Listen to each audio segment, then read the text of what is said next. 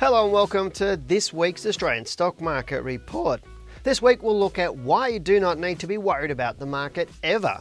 Then we'll get into the market itself so I can share with you my thoughts on the Australian stock market and where it's heading, along with answering all of your questions and looking at stocks for you. Hello and welcome, I'm Gillham, the Chief Analyst here at Wealth Within, and we're Australia's most trusted stock market educators. Now before we move on, thank you for showing support for our channel and hitting that subscribe button. As you subscribe, remember to click that bell on the right of it so you keep up to date with our latest videos. Also remember to tune into our Australian Stock Market Show live every Tuesday 7 to 8 p.m. Australian Eastern Daylight Savings Time. Now this is a show where you get to ask us, the stock market education and trading experts, to look at your favourite stocks and answer all of your questions. Now a week can be a long time in the stock market, while at other times it's just not long enough. It seems the high-tech world we live in has shrunk our perception of time, given we are getting more and more drawn into instantaneous information that may provide us an edge to making more money in the market. But is this really good for us? Now I would argue that it's not that great for us because we may think more is better. Too much information can and does lead to overwhelm and poor decision making. Let me explain. Now over the last 18 months or so, we've been constantly subjected to speculation of a market crash and a recession. Yet the Australian market made a new all-time high in July. Despite this, individuals sold their shares and moved to defensive assets or cash. But was this the right decision? Well, you'd have to say that in hindsight the answer is no. But what if the market did crash in the future or the economy did go into a recession? Should we be worried? Well, again, my answer is a resounding no, as you never need to fear market crashes, corrections, or economic downturns ever. Since 1960, the stock market has only been in a bear market or a market crash around 10 times. So let's break this down. Over the past 60 years or 720 months, the bear markets or crashes have only lasted a total of 149 months or approximately 21% of the time. Now the average fall into a market low since 1960 takes 14.90 months and falls 36.5%. Now the average since the 1987 stock market crash being just over 11 months and 36.4%. But the exciting part about this is that the average rise in the first 12 months following a market fall or crash is 34.93%. So what can we take from this? Well, we know if the market falls, that the falls are pretty much over by the time we really start to understand it. We also know that the market is bullish around 80% of the time, and we know when the fall is finished, it rises quite quickly. So if the market does fall away in a bear market or crash, you can choose to exit and put your money into cash and then wait 12 or so months before investing again, which will obviously have very little impact on your financial position. Now whilst this is a little oversimplified, it does demonstrate two things.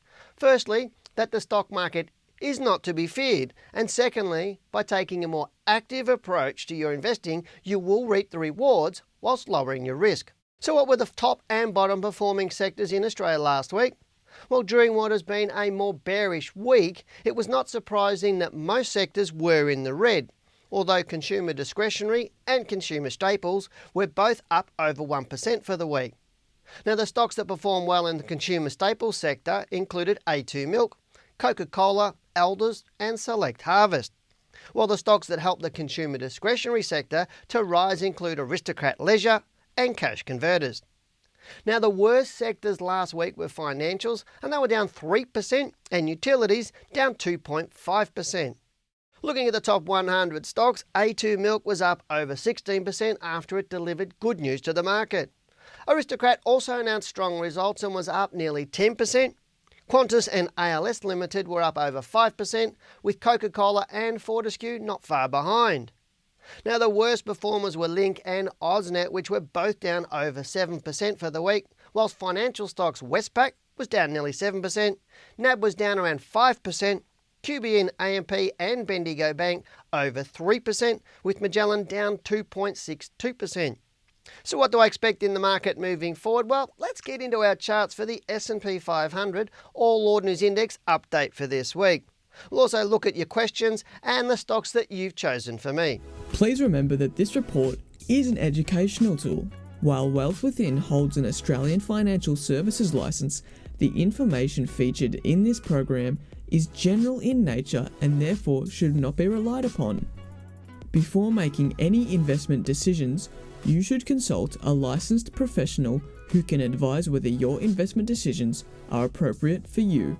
We hope that you enjoy this week's report. Okay, as I said a little bit earlier in my report, a week can be a long time in the market. And last week I was saying, wow, it looks like the Australian market is about to go up, but our market started to fall away, didn't it, during the early parts of the week? It came back a little bit on Friday, but again, it was another very indecisive week on our market. But I do expect it to settle over the coming week. But let's go and have a look at the chart. Now, on your screen at the moment, I've got a weekly chart of the All Ordinaries Index. And as I was saying last week, I was expecting it to kind of keep moving through this all-time high.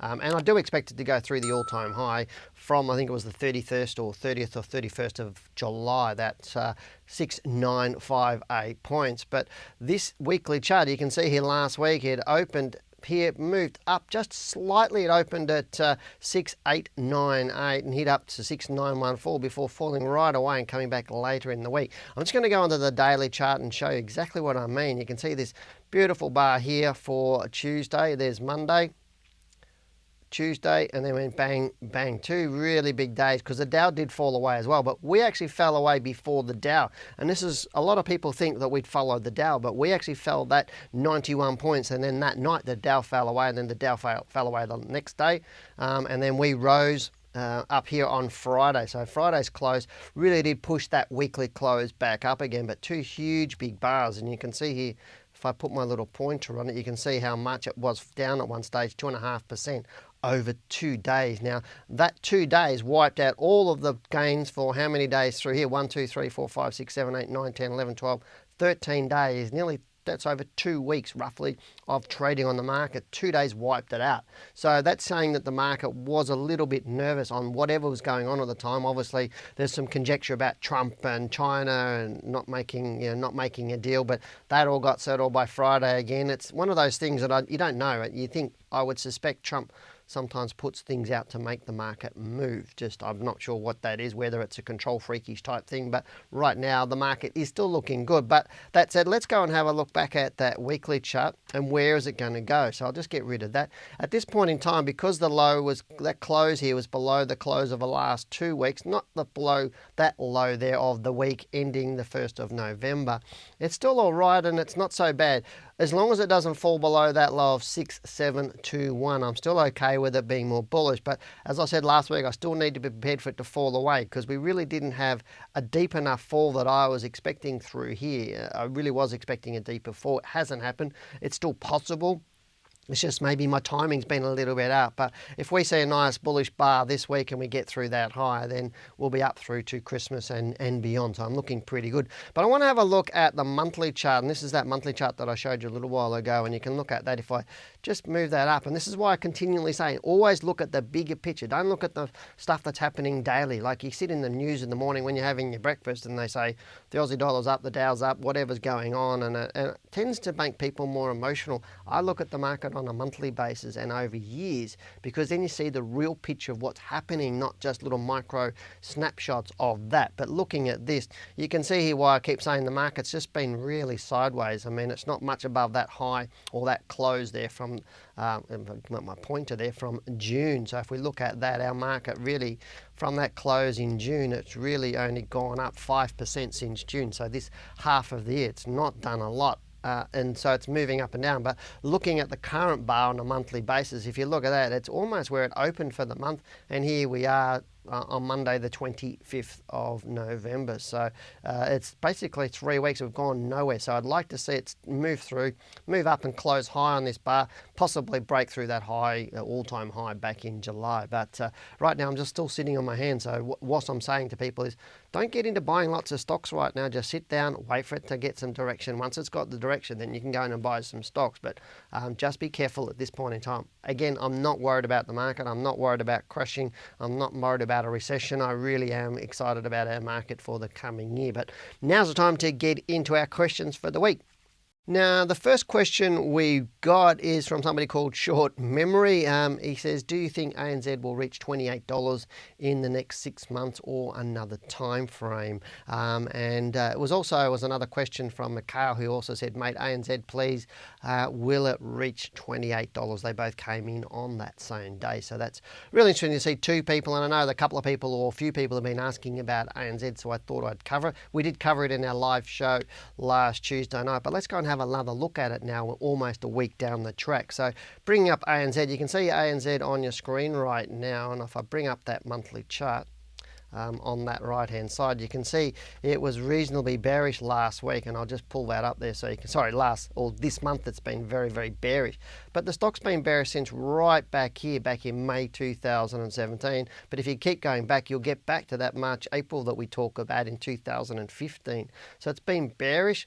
It did have a nice bull move through here, but right now there's been no reason to buy into ANZ Bank over the last 6 to 12 months in my book. Now, they're asking if it'll go back over $28. So if you're looking at this point in time, so here's $28 here. I'm not sure why they've picked $28 as a mark or a point there. Of course it will go back over $28, but when will it go over? That's the actual active question, and I'm not going to give you any time frames because it's ridiculous to give you specific time frames about when it will do something, and that's really where a lot of people don't understand the market. You just buy stocks, you hold them while they're going up, and you get out while they're going down. It's not necessarily about is it going to do it this week or next week. Now, normally when people ask me about it, when will it get to this point, it's normally because they've bought it around that point and they're losing money right now, because right now ANZ, as you can see, is right down around, it closed at 24.86, so they're down about $4, which is an interesting point. So if I get rid of that and we put on our little price range percentage tool and we go to $28, which is roughly about there. So right now anybody that would have bought it at $28 is down about 11.3%. So right now I wouldn't be in ANZ Bank. I'm not even looking at buying it. It's not even on my exciting stocks list at this point in time. So that's pretty much my answer to you guys. I'm sure it's not necessarily welcome news for you, but that's why we always say to people, always have a stop loss. It's not about when it'll go to a certain point at a certain point in dollars and cents and at a certain time. It's about buying stocks that are rising, getting out of stocks that are falling, and right now this looks like it's falling away from me. So good luck with it. As I said, make sure you set a stop loss. Now the next question we've got is from Michael, who says, love your video. Thanks, Michael, and great you do like it. Hopefully you've subscribed to that channel or our channel. Michael says, love your video. Do you think the market will experience a small dip like it did last December, based off the thoughts of mass sell-off of people funding holidays for Christmas? And I'm struggling with that concept or what you're talking about there, because the market fell for over 3 months and it actually turned in December and rose up, and that's what I expect it to do this Christmas. So your thinking is just because it happened last year, is it going to happen this year? And the answer is no. And when we look at Christmas or we look at December's, about 80% of December's actually rise over December. Now we also have the Santa rally that I've talked about with Jim Beach on my US report, which I think is a bit of a non-event type of thing anyway, but Christmas isn't a reason to get into the stocks. It's about buying stocks. Now he did go on and say the reasoning is I'm looking for an in on VAS, but have been finding it hard to get a good buy. Now VAS, I'll bring it up because it is an exchange traded fund. It's a Vanguard Australian Shares Index. Now most people know my thoughts on Australian index funds. They're a waste of time in my book, because you can just buy 10 of the top 20 stocks and do much better and have low risk and not have to worry about the fees. But that's a whole new story again, and that's not what is asked. So why are you asking waiting for an in? If you're looking at here, we've seen August was the high here at 87. It's been in again. It's like the market. It's following the market in a sideways-ish move. But this doesn't look as bullish as the market because you've had some big swings in through here. So right now, I wouldn't buy in until it broke through all those highs. That's what I wouldn't do. But right now, as I said, If you read my book, Accelerate Your Wealth, it's your money, your choice, that'll all change your mind about investing in index funds. You'd actually just better off buying the top 10 stocks or 10 of the top 20 stocks, and you'll do far, far, far better with your returns. You'll get dividends as well, and you'll have a pretty simple, easy, low risk portfolio. But great question. Don't worry about December. The next question we got is from Dylan Explores. He says, thanks for the info, man. Could you give me your opinion on 3DP? It looks like it is trying to break past resistance in the 6 cents to 15 cents all-time high. So let's go and have a look at 3DP. I've never seen this stock before, and looking at this, you can pretty much understand why. Looking at that monthly chart, it looks disastrous. It looks to me, let me have a look, I'll bring it back to this sort of level so I can actually see it. You can probably, this looks to me like it's done a backdoor listing way back somewhere back in 2010. What I mean by a backdoor listing is it possibly was a mining company or something like that was shelved. Whilst it was still on the ASX, it was suspended from quoting. Then somebody else bought it, changed its name, and they're on the stock exchange. It's what they call a backdoor listing. It's an easy way for companies to get onto the stock exchange without going through a whole lot of rigmarole to get onto it. They just buy a company that already has been listed, that's still listed but not being quoted. Let's look at the more recent data. Let's get rid of that old stuff and have a look at this. Looking at the more recent data, this is the monthly chart again we're seeing, and you can look at that. There's times here where there's almost no volume going through it. So that's the part here.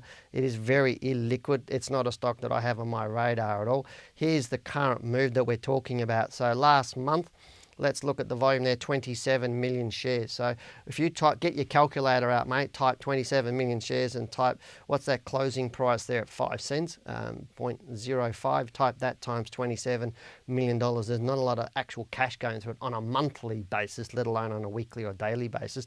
He's asking if it will go through to 15 cents, its all-time high, which is right up over here. So we're seeing this move here, which is around about 16 cents there. It's possible. Right now, it does look a little bit better for an illiquid stock, but it is possible. Is it something that I would invest in? No. Would it something I'd have any money in? No. This doesn't look super good to me where it's like this. Let me put some volume on it. And you can see the volume spiky all over the place. This would run on news and speculation. It's probably one that they push in the chat forums as well. But having a look at this, 12 million shares at 5 cents for that week. So again, get your calculator out and calculate this. But this would be pure speculation buy. I'm not going to tell you it's going to go to 16 cents because it could just as well turn around and go the other way over the coming weeks or months. But I'd suggest you get better looking stocks from that point of view. Next question we got is from Punisher222. He says, hi Dale, love your videos and book. Thanks matey, which I've read twice now. Fantastic. Glutton for punishment, reading them twice, but good that you've bought them. Just a question on a stock like Air New Zealand. I've been in the stock for a while at $2.60, but it's been going sideways for quite some time now. He goes, how long do I stay in the stock that's not performing? Shall I see it out or sell and put the money to use somewhere else? P.S. I bought this stock before I read your book, so I probably wouldn't do it again as it doesn't fit into the rules. I then asked him some questions on the chat or the comment section of that video from last week. If you want to read all of that, you can go to the YouTube channel Wealth Within TV and click on last week's stock market report and see that. But I asked him when he bought it, and he goes, at Wealth Within, thank you, I bought in January 2019. It's really just traded sideways since.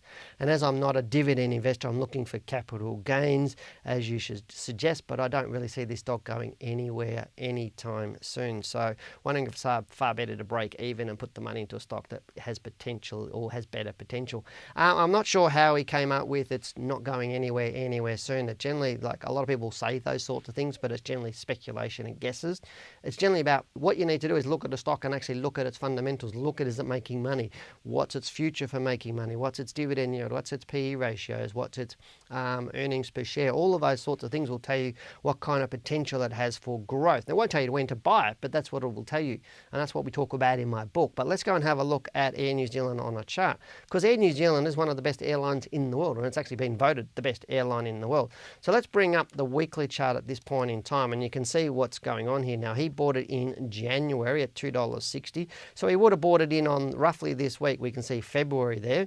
That there is the end of January. So he's bought it at 260, and I put my pointer on there. So 260 is around about where it is right now. So he's bought it probably on that bar as it's falling away, because if I go down and look at the daily chart, and we'll go back to January to see where that is. Let me go back to January. There's March. Okay, so here's January, I think it is, yeah. So there is 29th of January. So to buy the 260, 260 in January, you would have probably bought it in that bar there, because that's got a low of 268. That's got a low there. So you would have probably bought it there, 265, the low. So in one of those bars there, he would have bought it. And that's really what he's buying, a falling knife. So completely the wrong time to buy it. So, and as he said, he bought it before my book, and he won't do that now. When you're buying a stock that's fallen away heavily, because that is quite a heavy move. If I put on my little tool here, you can see how heavy it was. From that close there, it opened up 10% down, and by the next 3 days, it was like, so there's 1, 2, 3, 4 days, it was down 18.41%. Now, he didn't suffer that loss, which is great, but what he bought was a stock that kept falling away. So if we went from 260, if I put that at 260, and I drive it down, where's 260 again? Roughly around about here. If I can, there we go, somewhere around about 260, and I go down to here. At one stage he was down about 16.86% roughly, so it should have exited, but really once it fell below that low, I would have got out straight away. It's just because it's in a bearish market and it kept falling away, and that it's proven the downtrends is continuing. So now he's asking me, should he stay in or get out? Now, interestingly, it's been going sideways since about April. But it's been done some really nice runs, and it's not falling away. So has it got potential? Yeah, it does have potential. But if it's moving up, you look at last week, yes, it moved up a little bit. It's not quite as liquid as a lot of other stocks. It's not one of the big stocks on the Australian market. We're talking about 17,000 shares at about $2.65 for a week. So it's, sorry, for a day. So it's not highly liquid, but it's okay. But Friday's okay. It's not fantastic, but we'll see what happens this week. Looking at the weekly chart, we're seeing it's not folding over, and this is the really interesting thing. If it starts to break upwards, then I'd suggest it'd be a great stock to hold for a period of time. But right now, it wouldn't have me exiting it. What would have me doing it, it's saying, okay, what's my exit strategy? Because what I find is a lot of traders lose patience. They see a stock going sideways for a little bit, and it's in a consolidation phase, and they go, I'll just get out, and then it breaks upwards, and they lose that potential profit they could have made very easily just because they get impatient. So right now I think it's a good looking stock, so I'd pretty much stay with it at this point in time. So but just have a look at it. But that's it for me for this week for our questions. If you've got thanks for sending in your questions, by the way, sorry about that, and thanks for watching to the end of the video. It's really appreciate your staying with me for the whole video. Now if you have any questions that you'd like me to answer, just stick them below and I'll answer them. So keep your fingers onto that keyboard and start tapping away and give me some really good questions for me to answer next week. Now remember that here on this channel we do these reports every single week and on a Monday, and we also do our live stream every Tuesday night at 7 to 8 p.m. So Janine and I will be on there, so remember to get onto that. So hit that subscribe button now and click the bell on the right of it so you know when we do upload videos and we go live. But for now, I'm Dale Gillham, the Chief Analyst here at Wealth Within. Goodbye, good luck, and good trading.